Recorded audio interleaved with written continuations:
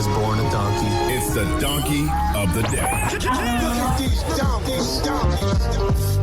Bunch of jackass. For the donkey of the day. That's pretty funny. Charlemagne the devil? Possibly. The Breakfast Club. Yes, donkey of the day for Tuesday, July 25th goes to our celebrity-in-chief, Donald J. Trump. Let the record show nobody in the history of donkey of the day has gotten a donkey more than the 45th president of the United States of America. That still sounds unbelievable when it comes out of my mouth. Donald J. Trump is the 45th president of the United States of America. Anyway, yesterday during the White House speech, our celebrity-in-chief was reprimanding Republican senators for not doing what he wants them to do. What does dictator Trump want them to do? Well, he wants them to pass a bill to repeal and replace the Affordable Care Act, a.k.a. Obamacare. Obamacare became law on March 23, 2010. That date is very important to know because then you will probably understand why Donald Trump is getting donkey of the day. March 23, 2010. That would make Obamacare a little over 7 years old. 7 is the magic number. But Donald Trump clearly hasn't gotten the memo. Let's hear what he had to say about Obamacare yesterday. For the past 17 years, Obamacare has wreaked havoc on the lives of innocent, hardworking Americans. Stop right there. Play it again, please. Play it again one more time.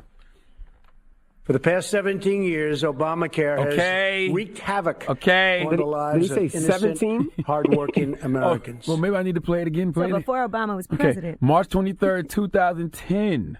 Okay, that's when Obamacare was implemented. Let's hear Mr. Trump one more time, please. For the past 17 years, Obamacare has wreaked havoc on the lives of innocent, hardworking Americans. His interns gave him the wrong notes. You can stop right there. There's nothing left to hear. All right, that's your opening statement about Obamacare. You want to repeal it and replace, but you don't even know how long it's been around. You tacked a whole decade onto something that's been around only 7 years. Now, I watched this White House speech yesterday, and I watched Donald Trump bring victims, so-called victims of Obamacare on TV. If you saw the video yesterday of the young lady standing behind President Trump, who had those crazy-looking eyebrows. It makes my skin crawl just even thinking about it right now. I mean, her eyebrows made her look like Flick from A Bug's Life. Oh, man. Okay? You ever seen Flick from A Bug's Life? That's what her eyebrows made her look like. In fact, that young lady's eyebrows looked like Flick's antennas. Okay? Never in my life have I wanted to lick my thumb and wipe someone's eyebrows off more than that woman. Okay? She looked like she was about to have some sort of plastic surgery, and the doctor drew that on her face to know exactly where to cut. That lady's eyebrows have nothing to do with this donkey of the day. I just can't talk about Donald Trump's speech without thinking of that A Bug Life bitch behind him, okay? Now, I'm assuming since it was a White House speech, Donald Trump was on teleprompter. If he was on teleprompter, then this is all the more reason so many Americans have anxiety, because if this was on teleprompter, then it means that this kind of stupidity is a collective effort. Either they are playing a Ron Burgundy-style joke on Donald Trump because they know Trump will. We'll read anything that is put on that teleprompter. And when I say anything, I mean nah.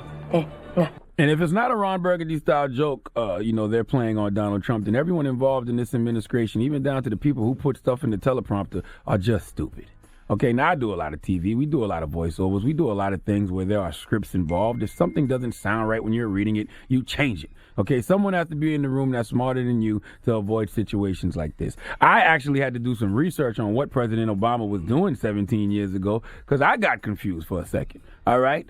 It was the year, I would make it the year 2000, right? So he was a state senator in Chicago who had lost the Democratic primary to represent Illinois, Illinois' first congressional district in the U.S. House of Representatives. He lost it by around 30 percentage points, and he took a trip to the Democratic National Convention. You know how he got there? He flew on the cheapest connecting flight he could find.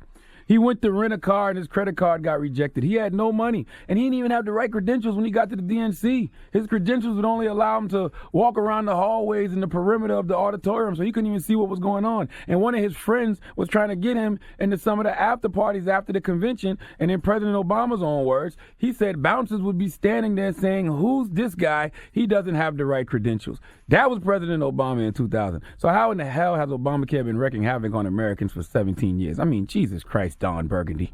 You have to be smarter than that. Okay, you just have to be. Did you even attempt to correct yourself? Did any of the yes men and yes women around you make an attempt to correct you? Have you gone on Twitter and tried to correct yourself? Of course you haven't. Because since when have facts mattered when it comes to our celebrity in chief?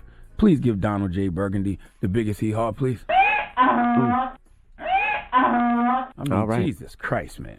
Somebody hit me with the Men in Black zapper so I can forget what that lady looks like with them damn eyebrows. Oh. I cannot get that A Bug's Life face bitch out of my mind right now. I've been thinking about her all day and all night. My skin has been crawling because of those damn eyebrows.